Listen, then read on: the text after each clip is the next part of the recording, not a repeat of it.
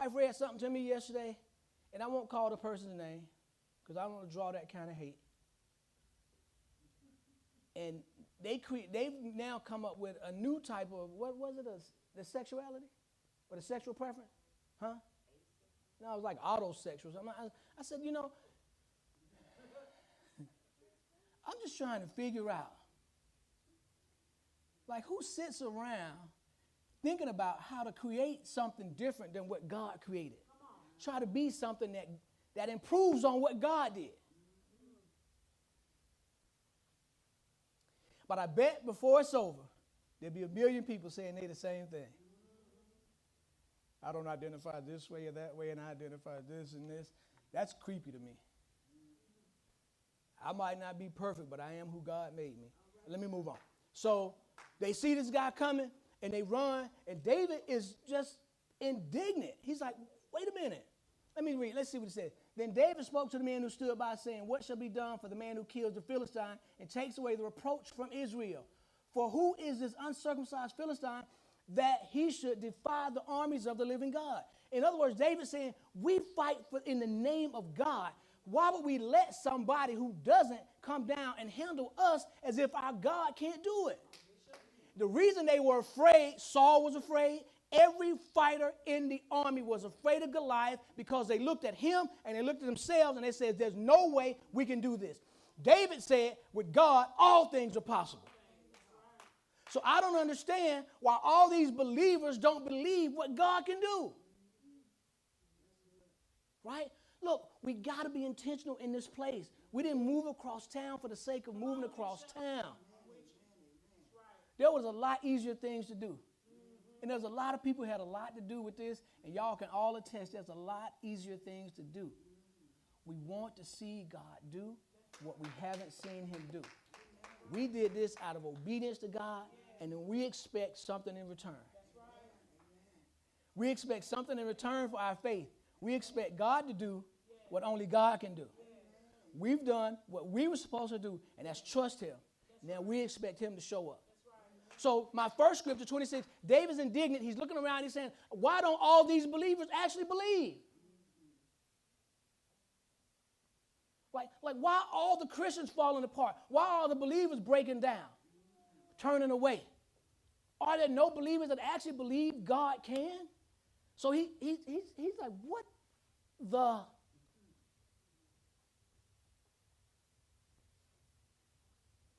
Let's go to verse 32. I'm just skipping around because I just want to prove a point.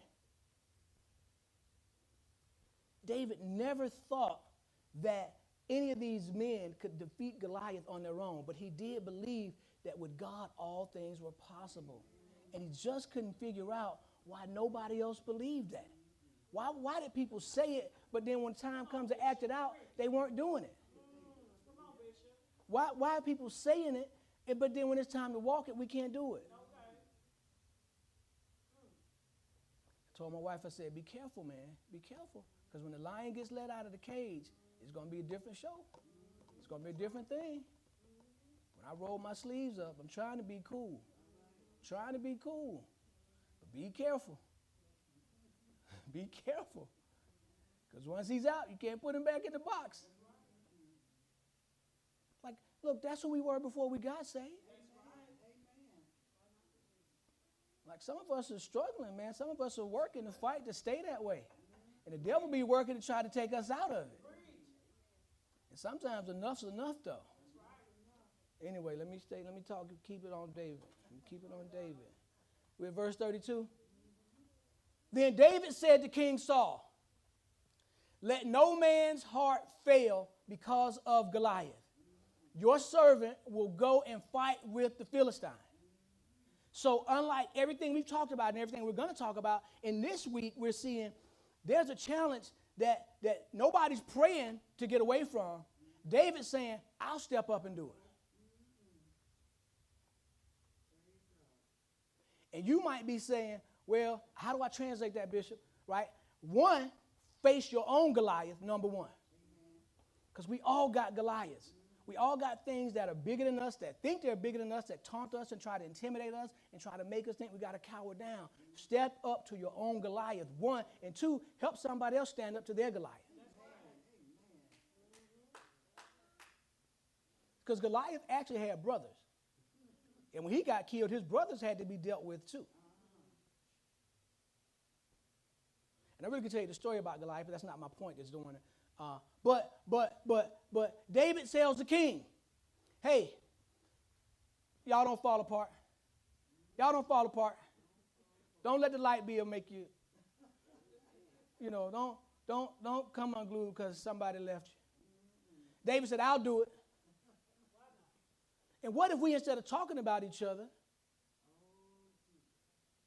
when somebody loses heart or somebody falls apart or somebody loses hope, instead of talking about them, what if we were to go and undergird them and hold them up and say, I'm going to pray for you until your faith there fails you not. I'm going to sow seeds for you until you reap a harvest that you did not plant. I'm going to fast for you until you get strong enough. Like, when are we going to start doing that? So David says, I got this. I got this. And at some point, somebody's got to say, I'm going to do it just if for no other reason than to make the Lord's name great. I'm not going to keep letting these non-believers think they got the upper hand on a believer and think they got the upper hand on our God. At some point, we got to face some challenges, not because we want to win, because we want the kingdom to win. We want these people to see that we serve the true and living God. So let us step up to something that's greater than us, so greater is he that's in us can be displayed so somebody can see. We know it wasn't him. It had to be his God. We know it wasn't her. It had to be his God. But somebody's got to step up to the plate. David said, I'll do it. I'll do it. Look, I can't do it, but I've seen God do things in the past. I know what a miracle looks like. So I ain't afraid to need one. Now, it's one thing to be talking that faith till you lose your job. And when them checks stop coming in, that talk is cheap. When your health fails you, the love of your life leaves you. It's a whole, somebody dies like we don't think people are going to die. Still ain't got that one yet.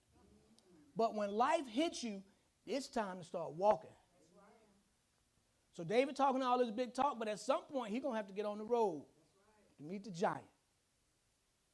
But he says, I'll do it. And just like there's a hater in every story. And if people used to get slick and say, let your haters be your motivators, and I love my haters. I don't. I'm just going to tell the truth. I don't love them. I can't stand them. I mean, get your own thing going. Stop worrying about somebody else. I'm not motivated by hate. I'm motivated by love. I don't love my haters. I'm sorry. I hate my haters. I do. Then the king said, instead of him being thankful, you do this whatever you will. Instead of him being thankful and grateful that somebody was willing to stand up for Israel and fight this giant, he said he had the nerve to tell David, you know you can't win. And ain't it just like a hater? As soon as you get up the gumption to take a stand of faith and say, God, I trust you. It's just like somebody to tell you what you can't do. And if you ain't realized those are not your friends by now, you on the short bus. Short bus, shorty. Why would the king tell David, look, you can't fight this man. He's been fighting since he was a young dude, and you just a young dude, and you good looking, and you tend sheep, and you ain't about that life. Now, if I was David, I would have said, well, then y'all figure it out then. I mean, I'm trying to help. Ain't it just like somebody, you try to help somebody and they come against you? Got to be careful, though. That'll set up some unforgiveness. Got to free it. You're doing it for the Lord anyway, not for them. Amen. But the king said, man, you can't beat Goliath. Huh.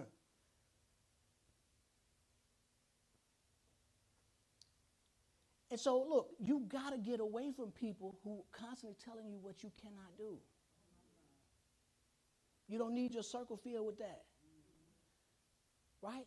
Because you know and I know what we are incapable of. But we know what we can do with Christ who gives us strength. So what some people see as inability, we see as opportunity for God. We never thought we were so great. We never thought we were so much. That's why we are not arrogant. We're just confident because we know it's not us, but we know with God, nothing can stop us. It don't mean nothing will try, but nothing can win. So Saul says, you can't do it. God, dog it. And then David says, I got this, man. I'm gonna do it. So he says, all right, well, let me hook you up with all your armor. Today's time, we would say, let me give you a gun if you're gonna go in battle.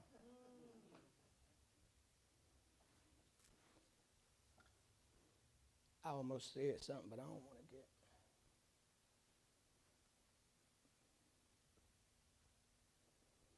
So he tries to put on his armor, and David says, I can't walk with this. This stuff too heavy. I can't. Because David wasn't a soldier. He was going to become one, but he wasn't one then. But some of us ain't going to be tending sheep our whole life. At some point, we're going to evolve into what God called us to do.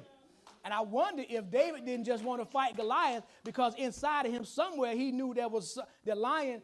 Don't let him out the cage. I might be tending sheep, but I can roll up my sleeves when I have to. We call it hands. If I have to, and maybe he was just tapping into what was already in him anyway. David was anointed to fight.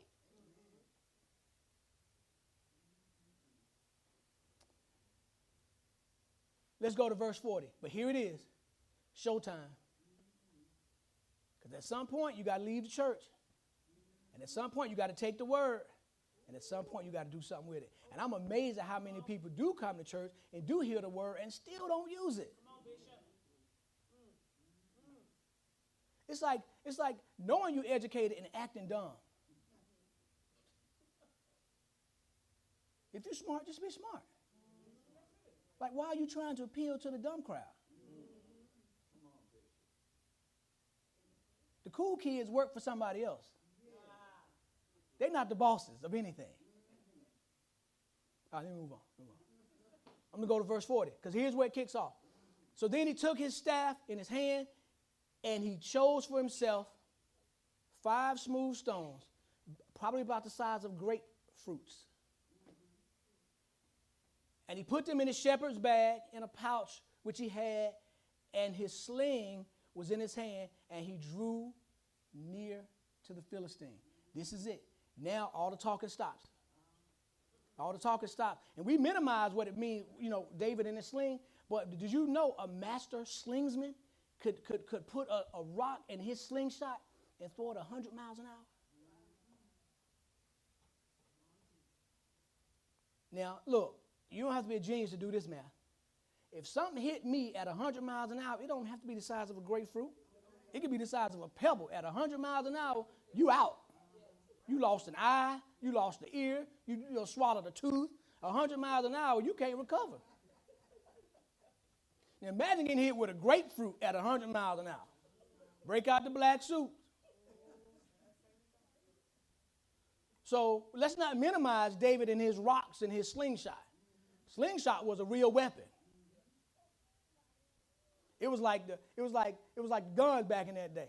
100 miles an hour. But now it's on. So he starts the journey. He got his stones. He's got his sling. And now it's just him. And you got in church and gave that testimony. You done got in church and danced and sang. And you done got in church and testified. And now you got to go out into the world by yourself. And you got to deal with the problems of life. And now David got to go and back up all he'd been saying. Him and his sling and his 5 stones. And it didn't seem like much when he was back there ticked off at the soldiers because they was hiding. But boy, when he looked in the distance and saw coming up like out of the ground, almost 10 feet tall, nearly 600 pounds, solid muscle. His armor weighed almost 300 pounds. So let me tell you something. I want you to put that in perspective for a second. Can you imagine going to fight with 300 pounds of weapons? You know what kind of dude he had to be to carry that? His armor, his helmet, his leg plates, and his spear and javelin, and almost 300 pounds of stuff. And he going to fight with all that on. And David starts saying, "Woo, I see why they was running. God almighty. Like, this dude ain't even human. This ain't real." There was a whole nation of those people. I'll tell you how they came to be somewhere later on. But man,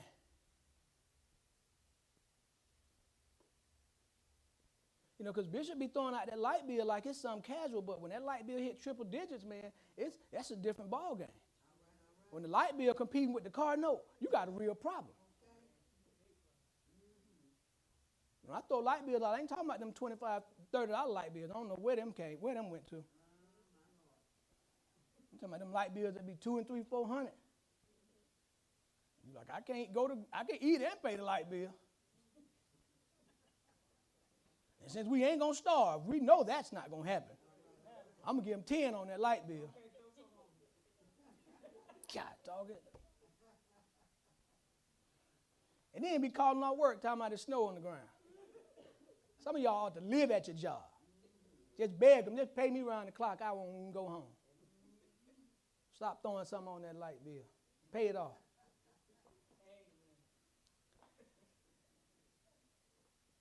And in the distance, Goliath sees David and gets pissed off. What? That's who they sent to fight me?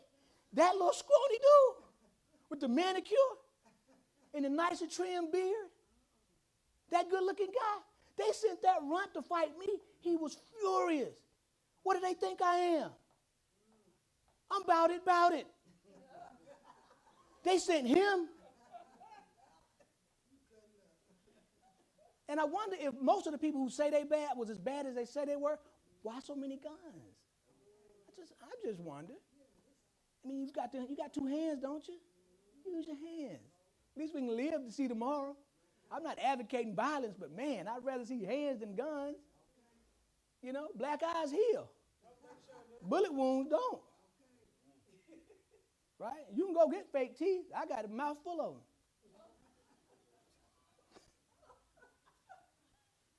Let's get back to David. So Goliath says, "What? That's who coming to fight me? Oh, I'm going to tear him up." But the nerve that they think that is a challenge for me. And I'm going to tell you something. Most of our adversity, most of our challenges look at us and feel the same way. Like they ain't got the kind of faith to really handle this problem. They like playing church. They really don't want this. You know, I see them in the bathroom just falling apart. I see them can't even stay in a good relationship because they're so nasty to each other because they don't really want this. And a lot of us facing Goliath, and we running like Saul in the army. You know, we saying what God can do from over here in the corner. Well, God, I wish you do it. I wish you hurry up and do it. But I'm going to show you something. I'm almost there. So David looks at Goliath, and he faces his reality. Goliath looks at David and is just beside himself. He's incensed. What? I can't believe it.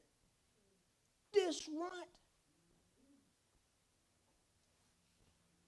But you know, when you got them skills, that's one thing. And when you got God, that's something different. And then Goliath starts talking trash. You know, let me tell you something. A good trash talker have fight less than anybody you know.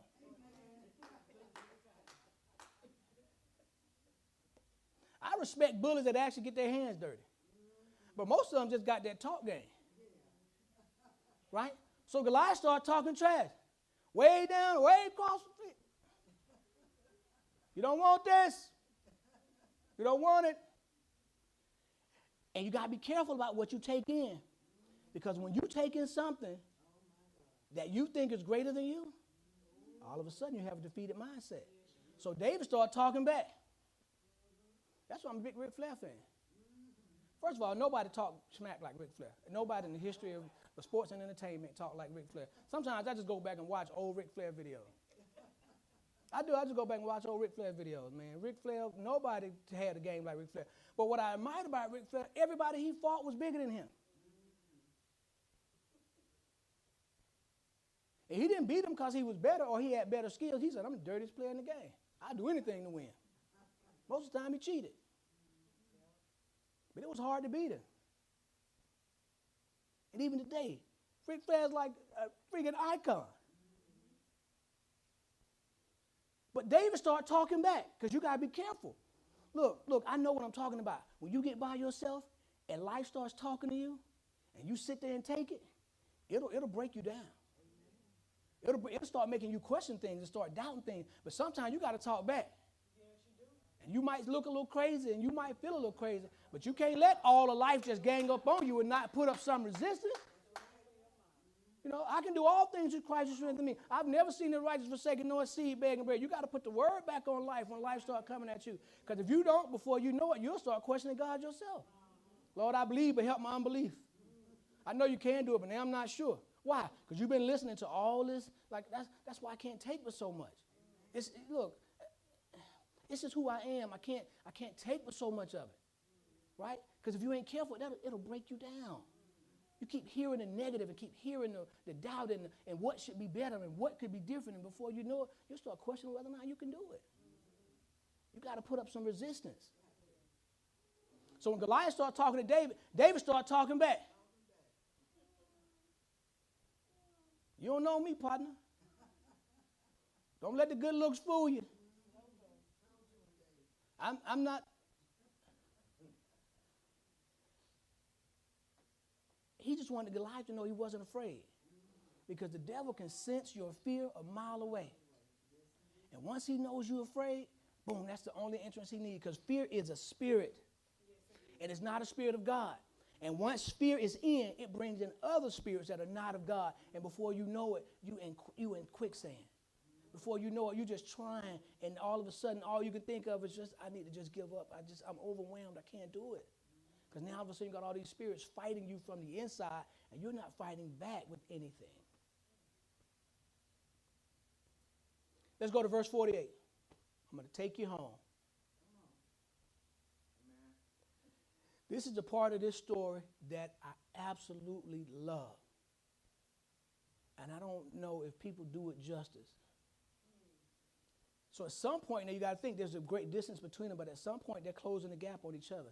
So it was when the Philistine arose and came and drew near to meet David. Listen to this. Then David hurried and ran toward the army to meet the Philistine. So in other words, the closer Goliath got to David, the faster David started going to Goliath. Because he first started off with that, I'm going to get my own switch walk. By the time I get back, she's going to forget what she wanted to whoop me for. He started off with that, come by here, my Lord, come by here. Looking around, pilling with stuff, and, he got his rock. Make sure I got all my rocks over here, and my sling still right here. And he just, that's how he started. He looked at Saul Goliath, and he, hey. I shouldn't have been so quick to talk about other people. But when Goliath started talking smack, he started talking smack back. Then he reaffirmed to himself what he always knew. God got this. I never thought I was a match for him, but I knew he wasn't a match for our God. And so the closer Goliath got to him, the more confident he became, and David ran to meet Goliath. He wasn't walking no more, and he wasn't looking around no more, and he wasn't checking for his rocks no more. He was in a full-out sprint, like this is what you want, and this is what I want too. Now, sometimes you got to step up to life and say, this ain't what you want. Don't look at the package. Don't look at the package. Don't judge it, right? Because you don't know what's on the inside. And when we let the lion out of the cage, somebody getting eaten. At some point, man, you're going to have to step up. Listen, look, y'all probably know the battle I'm talking about. But I'm telling you, at some point, it's going to have to come to a head. And let it just come to it, man. Let's get it over with. Let's just get into it. because I just want to see what God can do. I have no fight plan. My fight plan is the word of God. Longer God be for me, who can be against me? So bring it. But at some point, you got to get on out there. You know, you can't be cowering behind the faith forever. David didn't have no sword and no shield. Goliath got a sword, a spear, and a javelin, and a shield. All David got is a sling and 5 stones and a heart full of faith. God, you got this. We're going to show them what you can do. Because look, it wasn't just about showing the Philistines who God was. It was about showing the Israelites who God was. Because they had forgot too. And we can be believers and still forget who God is. When you refuse to stand in faith, they were scared out of their mind. And they had forgot about the power of God. So David said, I got to not only show the non-believers who he is, I got to show the believers who he is. Somebody got to have the faith to let everybody know God is still God. And he's still doing miracles. And he's still making a way. And he's still opening doors. And he's still fighting Goliaths. That's why I'm telling you now, y'all better get ready now. Y'all better get ready. Because my mindset over here is going to be totally different. I'm not for no foolishness. I'm not for no foolishness. We're going to be decent and we're going to be in order and we're going to see God do miracles. And some of us going to walk out of here differently than the way we came in here on any given Sunday. On any given Sunday. Healed, delivered, promoted, restored, anything. Any given Sunday. I mean, you got to come in here expecting it. Bring all of that you had on you in here with you and let's deal with it together. Because you're not in here by yourself and you are not in this alone. We are all in it together. And we are going to show these non-believers and the weak believers God is still the living God. Amen. So let's be right for a miracle and let's get ready for it. So people's minds can be blown and let's have testimonies that start shaking foundations. And say you can be this and you can be that, but I'm going to be a believer. I'm not going to mess with what God has done. I am who he says I am, and I can do what he says I can do, and I'm going to show somebody this year. Amen. On any given Sunday. Any given Sunday. I ain't playing. When I get out that car, I'm going to war. When I come through this door, I'm going to war. I ain't about it over here. I'm talking about miracles. I'm talking about speaking something and seeing what you spoke.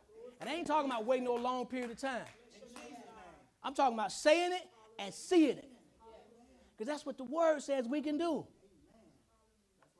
David ran. This is transformational. He ran. So there was something in him, and even though it was the Spirit of God that rose up and said, this is the moment you've been waiting for. This is going to change your life forever. This is going to reshape your whole destiny. And how do you know the one fight that you scared to fight might be the one fight that changes your whole life? Because once David defeated Goliath, and the Bible says when he slung that sling, popped him right in his forehead, fell right to the ground. But David had to make sure he was dead, but David didn't have no sword. So David ran and got on top of him, took his sword, put it out his own holster. And then held his head up, and said, now, for all y'all who didn't think I could do it, you was right.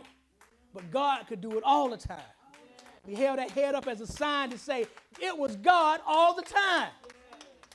And that moment, with that head in his hand, changed his whole life.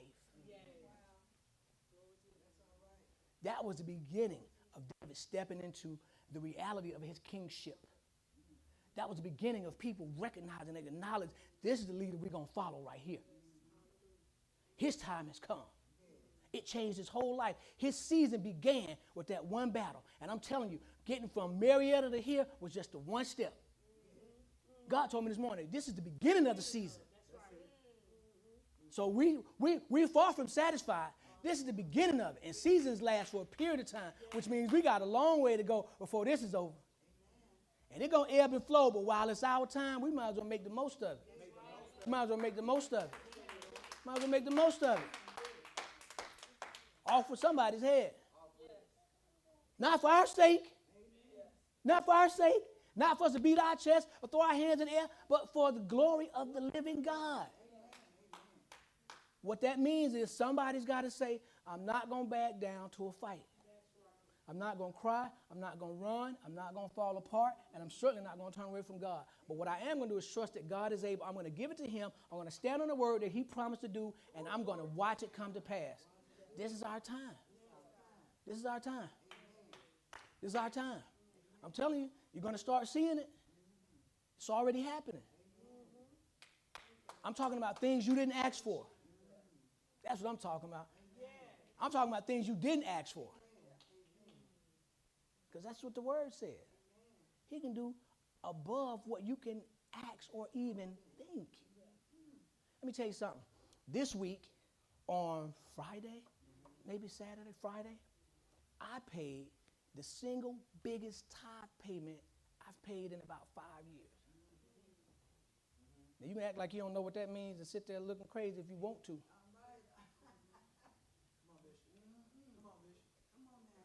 There you go. You feel me? When I tap the bucket, I'm not playing church. Mine already in the bank. And I jumped up to go do it too. Let me get to my text Elder Folk. Give me a shout out. Let me know you got it. Let me know you saw it. I didn't make no regular tithe payment this week. Oh, and then I got paid.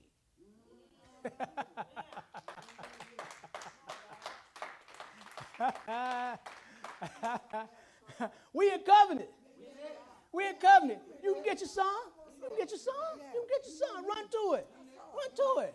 Run to it. You should say it. Look, it's time for miracles.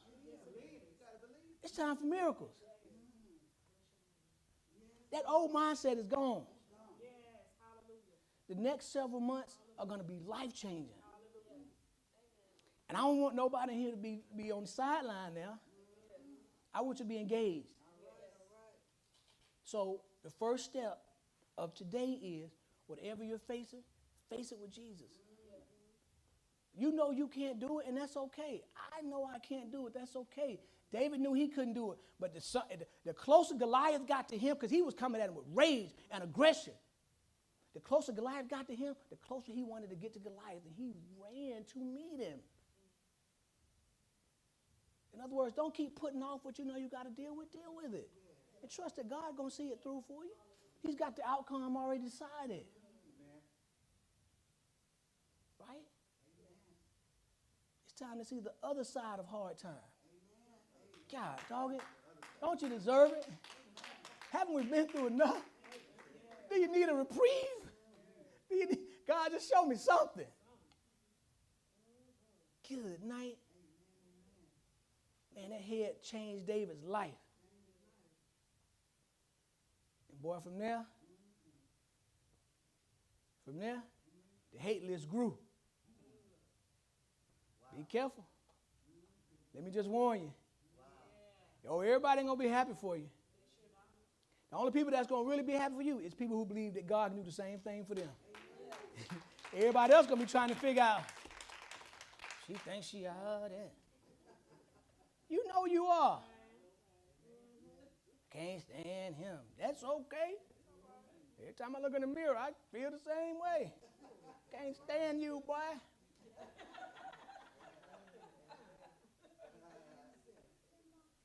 Right? So meet it, knowing that God got it.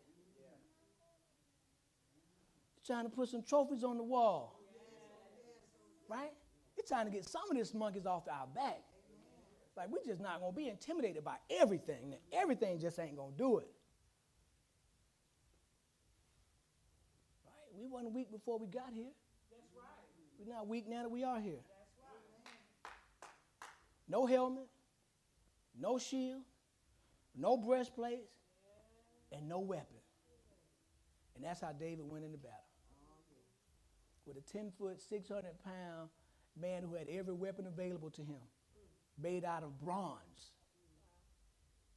Probably be nickel-plated nowadays.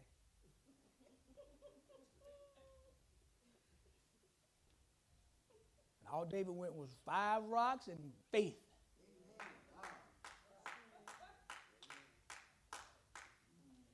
And I'm gonna leave you with this, in case you missed it. He never actually had to lay hands on Goliath. Ever. Because at some point, when you make, and we saw this on New Year's Eve, a series of actions, which is what we call faith, right? Not doing one thing, doing a series of things that promote the fact that we trust God. One of those steps going to be the last step you got to take to see victory. And every fight don't mean you got to engage physically. David never had to touch Goliath until he cut his head off, right? He never got to see them hands. He never got to get dusted up, right? All he had to do was have the faith to meet it head on, and at some point, God took over from there. And some of us at the point, we just need God just take over from here, man. We've done all we could do. We've done our part. We trust you, but now you're going to have to step in and take over from here. We need one of them stones coming at 100 miles an hour at our Goliath. I like to call mine out loud just then.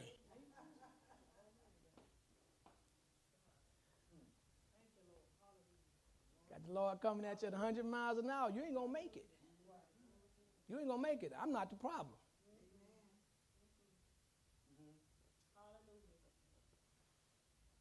Put it into practice. Don't be intimidated anymore. Don't be scared anymore. It might be bigger than you, but nothing's bigger than our God, man. Goliath told David, man, I'm going to feed your flesh to the beasts of the field. And back in my day, them dudes put them guns in my head. They said, boy, we'll leave your body stinking out here. Actually, it's stinking, but you know. Okay. That was right. That was just a true story. Right after my crew was there, nobody bothered me. But when my little people left, boy, them put them 2 guns in my, it's a miracle I'm even standing here. I had 2 guns pointed at my head at the same time by 2 different people, and they said, we'll leave you stinking out here. And look, and I wasn't one of them. So it could have happened. They were known to do it.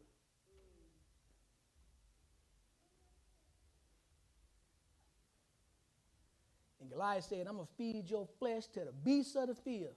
And David said, I'm going to feed your flesh to the birds of the air. Somebody going to eat good today, but it ain't going to be off me.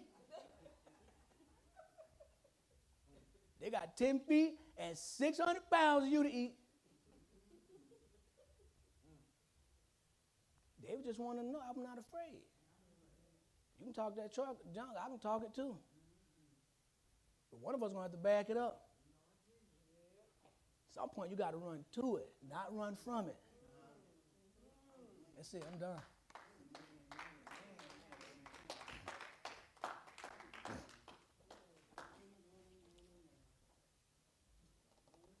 Man, don't sit on that spirit of excitement.